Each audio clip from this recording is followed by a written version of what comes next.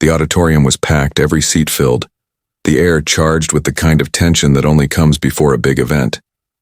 Parents, professors, and students from across the world had gathered to witness the International Youth Innovation Conference at Harvard University, an event where some of the brightest young minds were invited to present their projects. For most, it was a stage that could make or break reputations. For Sundar Pichai, who sat quietly in the back row disguised in simple clothes, it was something much more personal, because this wasn't about Google or about him being one of the most powerful CEOs in the world. This was about his son, Arjun, who was stepping onto the stage for the very first time. Sundar's heart pounded harder than it ever had before, a shareholder meeting or a product launch. He had been on countless global stages, had answered the toughest questions from the most critical journalists, but tonight he felt small, almost helpless. The spotlight wasn't on him. It was on his boy, and no amount of experience, no amount of success could protect Arjun from what was about to happen. Arjun was only 17, lanky and still growing into his height. He wore a slightly wrinkled shirt, his dark hair falling into his eyes, and he clutched the microphone with fingers that trembled. Sundar noticed this detail immediately, those trembling fingers, because it reminded him of his own childhood, the days when he too stood nervously at the front of classrooms in India, unsure of whether anyone would take him seriously. The Q room was intimidating. Ivy League professors lined the front row, their faces stern and unreadable. Students from wealthy, powerful families filled the audience, many of them polished, confident, dressed in designer suits. Sundar knew that some of these young people had been groomed since birth to dominate rooms like this. They had practiced in front of mirrors, hired coaches, attended expensive camps. Arjun, by contrast, had refused his father's help, insisting that he wanted to do this on his own. "Dad," Arjun had said the night before, "if I win because of your name, it won't mean anything. I need them to see me, not you." Sundar had respected that. But now, as the boy stood under the glare of the lights, Sundar felt the weight of those words pressing down on him. Arjun cleared his throat. "Good evening," he began, his voice breaking slightly. "My name is Arjun Pichai, and tonight I want to talk about the future of education." He barely got the sentence out before a voice cut across the silence. "Hold on." It came from the front row, sharp and dismissive. A tall, gray-haired professor leaned back in his seat, arms folded, a smirk curling his lips. He was Dr. William Harrison, one of Harvard's most respected and feared scholars, known for tearing apart students during public presentations. His critiques were legendary, and his arrogance matched his reputation. "Before you start," Harrison said, his tone dripping with condescension, "let's clarify something. You're Sundar Pichai's son, aren't you?" A murmur rippled through the crowd. Sundar felt his stomach twist. Arjun froze, gripping the microphone tighter. "Yes, sir," he said quietly. The professor chuckled, shaking his head. "Of course. The son of the Google CEO. Tell me, young man, are you here because you earned this spot, or because of your father's influence?" The words landed like stones thrown into still water, the ripples spreading quickly. People leaned in, whispering to each other. Sundar clenched his fists under the chair. He had expected challenges, maybe some jealousy, but this public humiliation, this attack on his son's integrity, was something else entirely. Arjun's face flushed. He opened his mouth to respond, but the professor wasn't finished. "You see," Harrison continued, "every year we get children of billionaires and CEOs coming here, thinking they're innovators. But when we look closely, their ideas are hollow. Tell me, Arjun, what makes you different? Why should anyone here waste time listening to you?" The auditorium went silent. Even the rustling of papers stopped. This wasn't just a question. It was a challenge meant to break him before he even began. Sundar wanted to stand up to defend his son, but he stayed seated, his heart in his throat. He knew this was Arjun's moment. Intervening would only confirm the professor's accusation. Arjun took a deep breath. His fingers still trembled, but something shifted in his eyes. It was a flicker of fire, a stubbornness that Sundar recognized instantly. It was the same fire Sundar himself had carried as a young boy walking barefoot to school in Chennai, determined to prove that intelligence had nothing to do with privilege. "I can't change the fact that my father is who he is," Arjun said, his voice steadying, "but I can change what I do with the chance I've been given. And tonight I want you to judge my idea, not my last name." The audience stirred, surprised by the sudden confidence in his tone. Sundar felt a swell of pride, but it was mixed with fear, because standing up to Harrison was only the beginning. The professor raised an eyebrow, clearly amused. "Very well," he said. "Go on then. Impress us."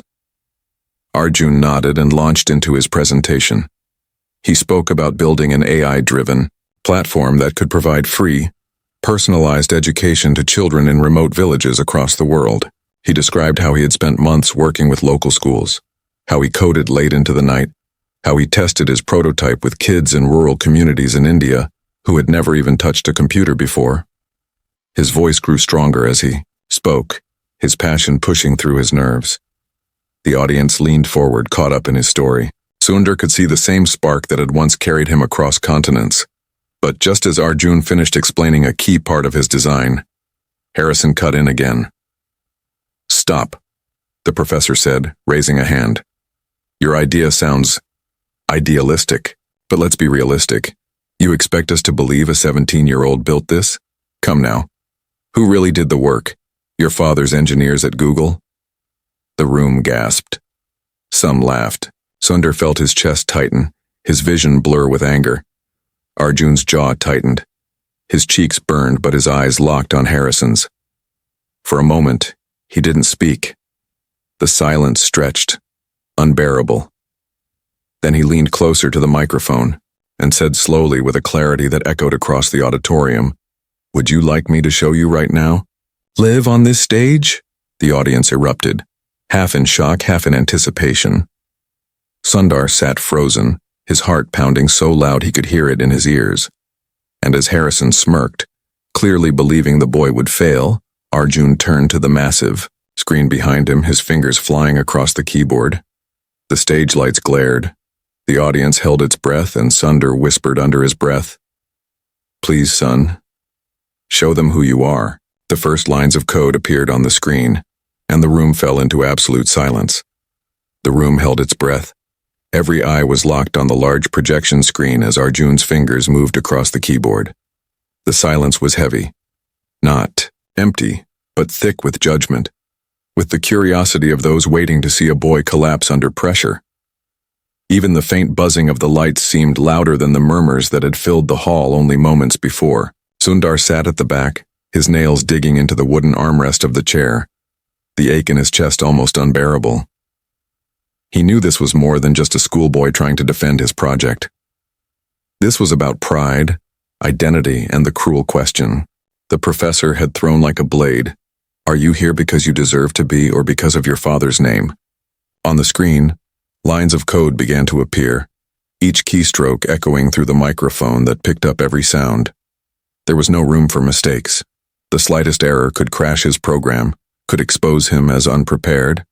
And in this audience, of professors and critics, there would be no mercy.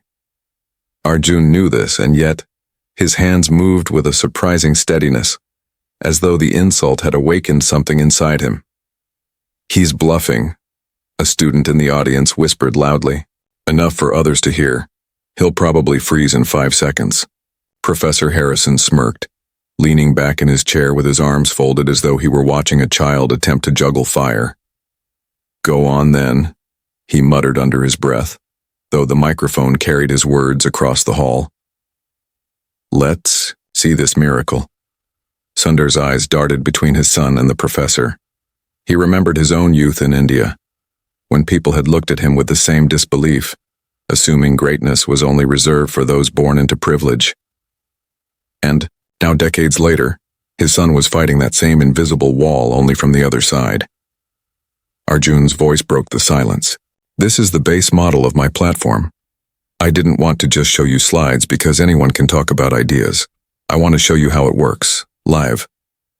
He pressed a key, and the screen shifted to reveal a simple interface.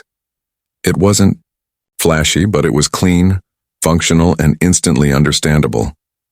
This system adapts to the child's pace, Arjun explained, his voice gaining strength as he typed. If a child in a rural area struggles with math concepts, it slows down, offering exercises at their level. If another child races ahead in reading, it challenges them with more advanced material. The point is to meet the child where they are, not where a standardized system expects them to be. A small ripple of interest moved through the audience. Heads tilted, pens started scribbling. Sundar saw professors who had been stone-faced begin to lean forward. But then Harrison's voice sliced through the growing respect like a knife. All well and good, he sneered. But where's the proof this isn't just a script? Anyone can preload code and pretend it's live. Arjun paused for a fraction of a second. Sundar's stomach dropped, fearing his son might crumble under the constant attacks. But then, with a calmness that startled even his father, Arjun looked directly at the professor. Fine, he said softly. Then test me. Gasps rippled through the hall. Some students covered their mouths in shock, others whispered rapidly, thrilled at the audacity. The idea of a 17-year-old daring a Harvard professor was unthinkable. Excuse me? Harrison asked, raising his brow. Arjun stood straighter, his voice unwavering now. Give me a problem, anything. I'll build a solution in front of you from scratch. No scripts, no tricks. The challenge electrified the room. People sat up straighter, the tension crackling. Sundar could hardly believe what he was hearing. His boy, once shy and hesitant, was now staring down one of the most feared professors in the country. Harrison leaned forward, the smug smile on his face widening. Very well, he said slowly, savoring the moment. You want a challenge? Create a module that can take a handwritten equation, scan it, and give a step-by-step explanation to solve it. Live. Right now. A hush fell over the hall. The request was cruel, bordering on impossible for most high school students. Even trained engineers would hesitate before attempting it on stage under such pressure. Sundar's hands clenched tighter, his throat dry. He whispered a prayer, though he wasn't sure to whom. Arjun's eyes flickered to the audience, then back to the professor. There was no fear now, only determination. Done, he said. He turned back to the keyboard and began working. His fingers flew across the keys, each stroke deliberate, precise. The screen filled with lines of code as he explained his steps aloud, his voice steady. First, we'll use the camera input to capture the handwritten equation. Then we'll pre-process the image to isolate the characters. Next, we'll run recognition through the trained dataset, and finally, break down the solution into clear, explainable steps. The audience was silent, save for the rapid clacking of the keyboard. Even those who didn't understand code could sense the gravity of what he was doing. Minutes stretched like hours. Sundar's eyes never left his son. He remembered late nights when Arjun had stayed up coding, refusing to sleep. His small desk littered with empty mugs of cocoa. He had thought it was just teenage obsession, a phase. But now he realized it was preparation for this very moment. Finally, Arjun pressed enter. The program compiled. For a terrifying second, the screen went blank. Sundar's heart stopped. Then, the interface appeared again, this time with a small window. Arjun picked up a marker, scribbled a messy equation on the whiteboard beside him, something simple but recognizable. 3x plus 5 and 20. He held it up to the camera. The system scanned. The screen blinked. And then, step by step, the solution appeared. Step 1, subtract 5 from both sides. 3x, 15. Step 2, divide both sides by 3, x. 5. The auditorium erupted. Gasps, applause, even cheers filled the air. Students who had doubted him now leaned forward, astonished. Some professors exchanged glances, unable to hide their surprise. But Sundar's eyes went straight to Harrison. The professor's smirk had vanished, replaced by a tight jaw and narrowed eyes. Luck, Harrison said sharply, raising his voice above the clapping. Anyone can solve a basic equation. Try something harder. Before Arjun could respond, a voice from the back spoke. Up. Yes, let's see him try calculus. Laughter rolled through the hall. Others began shouting suggestions, complex, brutal problems meant to see him fail. Sundar's heart twisted. He wanted to shield his son, to stop this circus. But Arjun raised a hand, silencing the crowd. "Fine," he said calmly. "Give me your hardest problem, and I'll solve it. Right here. Right now." The room went still again. The challenge was almost reckless, but there was no trace of hesitation in his voice. Professor Harrison's lips curved into a thin smile, but this time there was something else in his eyes, something like unease. He stood up slowly, deliberately, and walked toward the stage. The room followed every step, the sound of his shoes echoing against the floor. When he reached the board, he picked up a marker and began writing, filling the surface with a dense equation that twisted and sprawled across the board like a labyrinth. When he was done, he stepped aside and said coldly, "Solve this." Arjun stared at it, his face unreadable. Sundar leaned forward, his breath caught in his chest. And then, with a quiet determination, Arjun placed his fingers back on the keyboard, ready to begin again. The board was filled with symbols, numbers, and integrals that stretched in every direction. It wasn't a single neat line of algebra like before. It was a sprawling problem designed to trap the mind in confusion, fractions nested inside logarithms, limits stacked over derivatives, the kind of problem that even seasoned mathematicians would need time and silence to tackle. The professor had chosen it carefully, with the precision of a predator laying out bait. He wasn't just asking Arjun to solve a problem. He was asking him to drown in it, to prove once and for all that a teenager didn't belong on this stage. The audience fell quiet again, but this silence was different from before. It wasn't the hush of curiosity. It was the hush of people already expecting failure. Sundar could feel it in the air, like a collective breath being held not in hope but in anticipation of collapse. He saw students whispering to one another, already convinced the boy had reached his limit. He saw professors folding their arms, their expressions skeptical, waiting to confirm their own bias, that youth and brilliance were two different worlds, and one did not cross into the other so easily. Sundar's chest ached. As he watched his son, he wasn't just seeing a boy standing at a computer. He was seeing a reflection of his own life. He remembered the small house in Chennai where he had grown up, the dim yellow bulb hanging in their single-room home, the nights he had studied on the floor because there wasn't enough space for a desk. He remembered walking to school with books pressed to his chest, while neighbors whispered that boys like him, poor, quiet, without connections, could never climb far. He remembered professors in India who looked at him with the same eyes Professor Harrison now wore, eyes that measured him not by his ideas but by his background, by assumptions of what he was capable of. And yet Sundar had risen, not because the world was kind but because he refused to bend beneath its weight. Now his son stood in that same fire, only from another side. Instead of being dismissed as poor and unworthy, Arjun was being dismissed as privileged and undeserving. But the sting was the same. It was the sting of being told you didn't belong. Arjun stared at the problem on the board, his lips pressed into a thin line. For a moment, Sundar worried he might break, that he might turn to the microphone and say it was too much, too unfair. No one would blame him. But then Arjun's shoulders straightened and he sat taller at the keyboard. "I'll try," he said softly. But the microphone carried his words through the hall. Harrison smirked. "By all means," he replied, his tone sharp with mock encouragement. Arjun's fingers touched the keys again. This time he didn't rush. His movements were slower, deliberate, each keystroke like a step taken on thin ice. He explained as he went, his voice clear but tense. "First, we break down the problem into smaller sections. The mistake most people make is to attack it as one giant wall, but every wall has cracks." He began by isolating the limit function from the rest, setting it aside in the program. Then he coded a function to simplify the nested logarithm.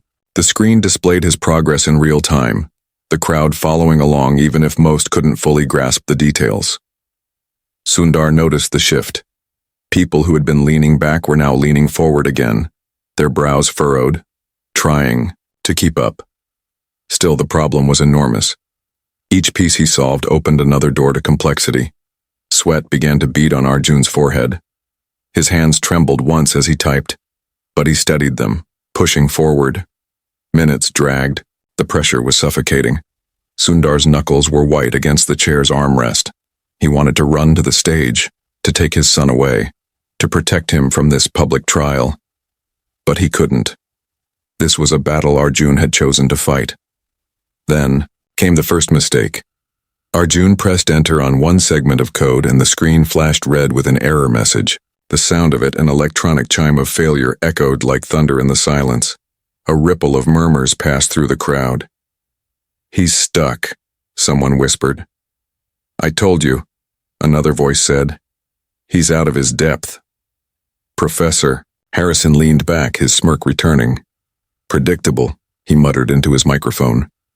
Sundar's chest tightened. He looked at his son, waiting to see how he would respond. This was the breaking point. One wrong reaction, and the entire hall would dismiss him forever. Arjun's face was pale, his eyes wide at the flashing error. But then he closed his eyes, for a moment took a slow breath and whispered something so softly only the microphone caught it. "I've failed before.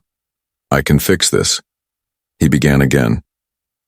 Carefully, he retraced his steps, explaining where he had gone wrong. His voice was calmer now, strangely steady, as though the error had burned away the fear. Sundar realized something incredible. His son wasn't panicking. He was learning, live, in front of everyone. The audience shifted again, their murmurs turning from mockery to surprise. Minutes later, the error was fixed. The screen updated, the functions aligned. The equation began breaking down into pieces, step by step. Each section solved itself on the screen until only the final solution remained. Arjun pressed the last key, his breath audible through the microphone. The screen blinked. The answer appeared. For a moment, the auditorium was silent, stunned. Then the room erupted. Cheers, applause, even some students rising to their feet. The boy had done it. He had solved what many believed impossible. But Sundar didn't cheer.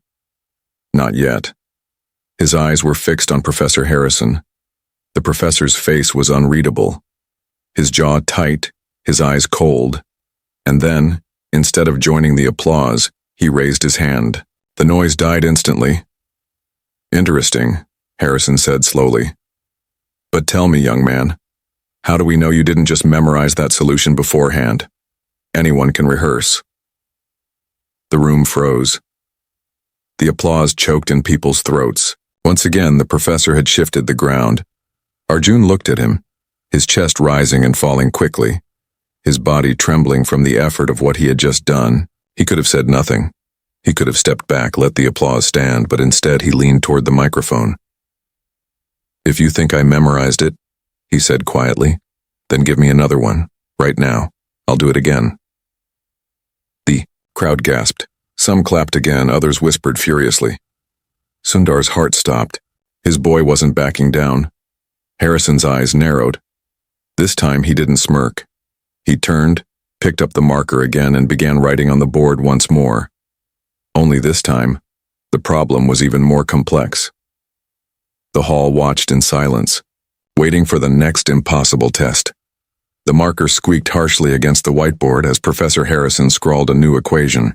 This one wasn't just complex, it was monstrous. The board filled again with symbols, calculus entangled with trigonometric functions, matrices layered with constraints. It was the kind of question that required not just technical skill, but deep theoretical understanding. Sundar felt his breath catch in his chest as he watched the professor's hand move quickly, almost furiously, across the board. It was clear now, this was not about academic curiosity. This was about breaking a boy in front of everyone. The room stayed hushed as Harrison stepped back from the board, capping his marker with deliberate slowness. "Solve this," he said, his voice low but sharp, carrying through the microphone. His eyes glinted with something darker than intellectual challenge. It was pride, wounded pride, clawing its way out as cruelty. Arjun stared at the new problem, his face unreadable. Sundar could see the faint tremor in his son's jaw, the way his chest rose and fell faster now. The boy was exhausted. Anyone could see it. He had already fought one impossible battle and won, and the weight of another was nearly unbearable. For a moment, Sundar considered standing. He imagined himself walking to the stage, taking his son by the shoulders and saying enough. He imagined telling the crowd that this was not a fair test, that this was harassment disguised as academia. But he didn't. He stayed seated, his palms pressed so hard against his knees that they ached, because something in Arjun's eyes stopped him. There was no defeat there, only defiance. Arjun turned back to the computer, his hands poised above the keyboard. "I'll try," he said again. His voice cracked slightly from fatigue, but it carried across the hall. The professor gave a mocking bow. "By all means." The audience was divided now. Some whispered eagerly, waiting for the boy to fall. Others leaned forward, caught up in the spectacle, half hoping he would succeed again. There were professors in the second and third rows who exchanged uneasy glances. They recognized the cruelty in what was happening, but none spoke up. The silence of authority was louder than any cheer. As Arjun began typing, Sundar's mind drifted, unwillingly, into his past again. He remembered being a student in his early years at Stanford, sitting in lecture halls where everyone else seemed to understand things faster, speak louder, occupy space with confidence he didn't yet have. He remembered the sting of professors dismissing his questions with impatience, the feeling that he had to prove not just his ideas, but his right to exist in the room at all. And now, decades later, his son bore that same weight, though from the opposite end of privilege. Sundar realized then how deeply unfair life could be. Whether you were poor or rich, humble or powerful, there were always those eager to dismiss you, to cut you down, to say you did not belong. On stage, Arjun's fingers worked with agonizing slowness. He wasn't rushing this time. He couldn't afford to. Each line of code appeared on the screen with careful explanation. We isolate the matrix function first, then we simplify the trigonometric expressions, then we test the limits to verify consistency. His voice was steady, though his body trembled, but Sundar saw it. The boy was tiring. His shoulders hunched, his hair clung damply to his forehead. Every keystroke seemed to cost him more. A bead of sweat slid down his cheek. Professor Harrison leaned forward, his lips curling into a faint smile. It was the smile of a man watching a fire burn lower, certain that soon it would go out. Minutes passed. The problem unfolded bit by bit, like an endless staircase. Sundar felt his stomach twist tighter with each step. And then, it happened. Arjun stopped typing. His fingers hovered motionless above the keys. His eyes locked on the screen, wide and troubled. He had hit a wall. The crowd sensed it immediately. Whispers surged through the hall. "He's stuck," someone hissed. "This is it," Harrison chuckled into his microphone. "Ah, predictable. The spark fades quickly, doesn't it?" Arjun swallowed hard, his throat moving visibly. His chest rose and fell faster, panic threatening to break through. Sundar gripped the edge of his seat, desperate to run to him. But then, something unexpected happened. A voice rang out from the audience. "You can do it, Arjun." It wasn't Sundar. It was a student in the third row, standing slightly, their voice trembling with encouragement. Others turned to look at him, surprised by the break in silence. Then another voice joined. "Don't give up." The hall shifted. The tide turned. Murmurs of mockery gave way to scattered words of encouragement. Students who had doubted him now found themselves pulled into the drama of the moment, rooting for him against the cruelty of the professor. Arjun blinked, his eyes scanning the crowd. For the first time that evening, he saw not just critics but supporters. Something lit up inside him again. He turned back to the computer, his hands shaking but moving. "All right," he whispered, his voice barely audible. "Let's try another approach." He rewrote part of the function, reframing the logic. The code shifted, adjusted, and the error that had stumped him began to clear. The screen updated. Progress resumed. Applause broke out, scattered but real. Sundar felt tears burn the edges of his eyes. But then, as the solution drew closer, Sundar noticed something strange. Professor Harrison's expression had changed. He was no longer smirking. His jaw was clenched, his eyes narrowed. Not in amusement, but in something closer to anger. And then Sundar realized it. This wasn't just about testing Arjun. This was personal. Harrison's gaze wasn't on the boy anymore. It flicked just for a second toward Sundar at the back of the hall. Sundar's breath caught. A memory surfaced, faint but sharp. Years ago, during his rise at Google, there had been a panel at Harvard where he had debated an outspoken professor who mocked technology's role in education. That professor had been Harrison. Sundar remembered dismissing his arguments calmly but firmly, and the room had sided with him. Was this revenge? On stage, Arjun was close to finishing. The code lined up, the solution seconds away. The audience was buzzing again, ready to explode into applause. But Sundar's eyes were fixed on Harrison now. The man's face was cold, his hands clenched, and then suddenly Harrison stepped forward, cutting into the microphone. Stop. The word rang like a gunshot. The room froze. Arjun looked up, startled. But I'm not. Stop, Harrison repeated louder. Sundar's fists tightened. He knew something was about to happen. Something darker than a test. And as Harrison leaned toward the microphone, his voice low but venomous, he said words that made Sundar's blood run cold. Perhaps the boy should tell us the truth about who really wrote this code. The hall erupted in gasps. The accusation hit the hall like a thunderclap. Gasps erupted, loud whispers spread through the crowd like wildfire, and suddenly the energy shifted from admiration to suspicion. Moments ago, the audience had been leaning forward with awe, ready to applaud Arjun for solving the second impossible problem. But now, doubt curled its way into every corner of the room. Sundar could feel it, heavy and suffocating, pressing down on his chest like a weight he couldn't lift. What do you mean?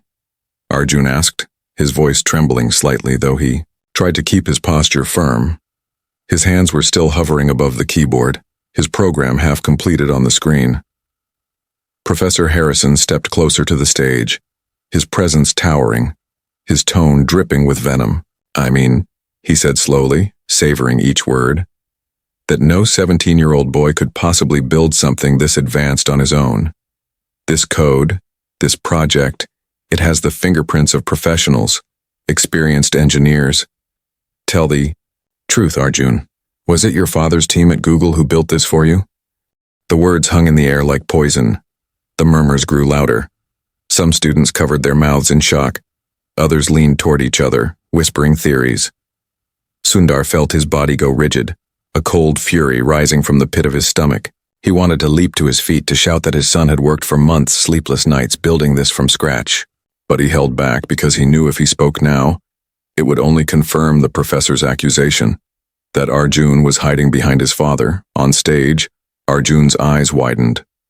He looked out into the sea of faces, and for the first time that night Sundar saw not defiance, not determination, but fear. Fear of being disbelieved, fear of being erased. That's not true, Arjun said, his voice breaking slightly. I did this myself. Harrison chuckled darkly, his microphone carrying the sound through the hall like a low growl. Of course you'd say that, but talk is cheap, and unless you can prove beyond doubt that this work is yours, the audience will draw their own conclusions. Teacher, crowd's whispers sharpened into cutting words. He cheated. It's his dad's code. I knew it was too good to be true. Sundar's hands trembled on the chair. His heart felt like it was cracking open. He had spent his life fighting to be seen as capable, and now his son, his boy who had worked so hard, was being stripped of the same dignity. Arjun's breathing quickened. His voice rose, almost pleading. I built this. I wrote every line. I tested it in schools myself, I swear. But the professor cut him off with a raised hand. Swearing means nothing in science. Proof does. The words settled like a gavel, final and merciless. Sundar could no longer sit still. He stood slowly, his chair scraping against the floor. Heads turned instantly, a new wave of whispers rolling through the crowd as people recognized him. He had tried to blend into the back, but now the truth of who he was undeniable. Arjun saw his father stand and froze. His eyes widened, torn, between relief and dread. Part of him wanted his father to speak, to defend him. Another part knew that if Sundar spoke, everything he had fought to prove would be shattered. The world would think his father had saved him. Sundar's lips parted. His voice caught in his throat. For a second he stood in limbo, unsure whether to step forward or to let his son fight this battle alone. He looked at Arjun, saw the fire in his boy's eyes flickering against the storm of doubt, and his heart broke. And then something unexpected happened. A hand shot up in the audience. "I can vouch for him," a young woman's voice rang out. The hall turned. It was one of the visiting students, a girl from a rural program in India. She stood nervously, but her voice grew stronger as she spoke. "He came to our school months ago. We tested his program ourselves. No one from Google was there. It was just him." The room buzzed with shock. Sundar's heart skipped. He hadn't known Arjun had reached out that far, but Harrison's eyes narrowed, his tone mocking. "And who are you exactly? A schoolgirl brought here for sympathy? Your testimony means nothing against facts." Anger rippled through the crowd now. Some students booed softly, others shook their heads. For the first time, Harrison's cruelty was too sharp, too visible. Arjun clenched the microphone tighter. His voice was shaking, but his words rang with steel. "You want proof? Fine. Give me access to a blank computer, no scripts, no files. I'll build the foundation of this program in front of everyone, right here, right now." The hall erupted. Gasps, cheers, disbelief. Sundar's pulse thundered in his ears. Harrison froze. The smirk faltered for the first time. And Sundar understood. This wasn't just about humiliation anymore. This was about exposing truth. A staff member wheeled a laptop onto the stage. The screen lit up, empty and bare. No code, no files, nothing but a blinking cursor. Arjun sat, his hands trembling but his eyes blazing. He looked at the professor once, then at the crowd, then finally at his father. "Watch me," he said softly into the microphone. The audience leaned forward, silent, their breath caught in their throats. And as Arjun's fingers struck the keys, the first lines of fresh code appeared, glowing against the black screen. But before the demonstration could unfold, Professor Harrison suddenly stepped forward, his voice cutting through the silence. "Enough," he barked, slamming his hand on the table beside the laptop. The sound cracked through the hall like a whip. "This charade has gone on long enough. The truth is—" He stopped abruptly. His face had paled, his jaw tightening, his eyes darting toward Sundar. The crowd murmured in confusion, and Sundar realized in that instant that Harrison wasn't just threatened by Arjun's brilliance. He was hiding something from his past. The professor's lips trembled as he finally said, "The truth is, I know this code. I've seen it before." The hall gasped. The words echoed across the auditorium like a crack of lightning. "I know this code. I've seen it before." The silence that followed was almost unbearable. Hundreds of people sat frozen in their seats. The applause and whispers that had filled the room moments before replaced by stunned stillness. Sundar's breath caught in his throat. He had been bracing himself for accusations, for cruelty. But this was something different. Arjun's fingers hovered above the keyboard, his chest rising and falling rapidly. He turned to the professor, confusion flooding his young face. "What do you mean you've seen it before?" "This is my code." Professor Harrison's jaw worked as if he were chewing on words he didn't want to release. His eyes darted to Sundar at the back of the hall, then back to the boy on stage. For a moment his arrogance faltered, and what emerged was something more raw. Bitterness, old resentment, perhaps even shame. "Years ago," Harrison began, his voice low but amplified by the microphone, "I submitted a proposal for a similar system. Adaptive education using machine learning. I poured months into it. I was laughed out of the room. The panel told me it was impractical, impossible. I buried it, but I never forgot it. And now, he pointed a finger toward Arjun, his hand trembling. Now I see the same framework here, the same dream. Do you expect me to believe a child has achieved what I was told was impossible? Gasps filled the hall. Students exchanged shocked looks. Professors whispered fiercely among themselves. This was no longer about Arjun's competence. It was about a professor's pride colliding with the vision of a boy who dared to succeed where he had once failed. Sundar's chest ached with a mixture of anger and sorrow. He remembered that day vividly now, years ago, during a panel at Harvard, when Harrison had indeed spoken against using artificial intelligence in education. Sundar had disagreed, gently but firmly, arguing that technology would one day personalize learning for every child. He hadn't known then how deeply his words had wounded the man, and now his son was paying the price. Arjun stood slowly, leaving the laptop open behind him. His hands trembled as he gripped the microphone, but his eyes were clear, steady. Maybe. You tried, Professor, he said, his voice quiet but carrying across the hushed room, and maybe they didn't listen. But that doesn't mean I don't have the right to try too. I didn't steal your code. I didn't even know you'd worked on something like this. I built this because I believe every child deserves a chance to learn. If you see your old dream in it, then maybe that means it's a good dream, one worth trying again. His words hung in the air, soft, yet powerful. Sundar felt a lump rise in his throat. His son was not attacking, not retaliating. He was doing something harder. He was showing respect, even to the man tearing him down. The audience shifted. Students who had been doubtful now looked at Arjun with new eyes. Professors who had been silent now murmured in approval. But Harrison wasn't done. His face reddened, his voice sharp. Respect doesn't change facts. You cannot possibly have achieved this alone. Admit it, boy. Admit your father helped you. And then, the moment Sundar had dreaded arrived. Every eye in the hall turned to him.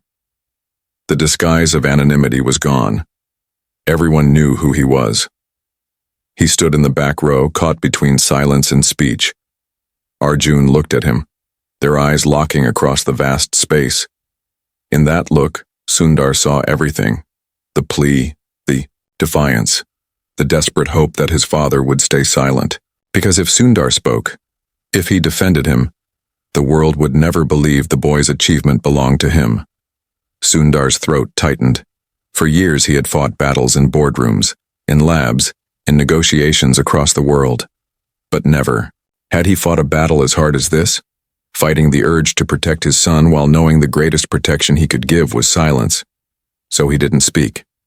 He sat down again, his fists trembling, tears threatening to spill, and gave his son the only gift he could, the chance to stand on his own. Arjun turned back to the professor.